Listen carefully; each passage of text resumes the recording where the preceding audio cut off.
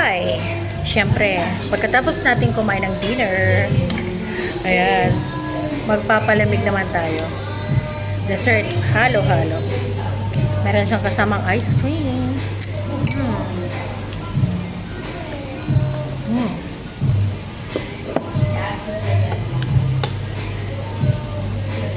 Kain po tayo.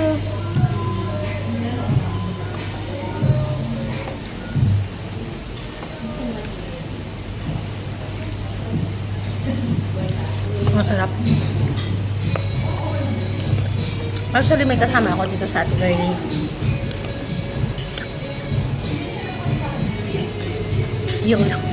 Yung laging supporters ko, guys.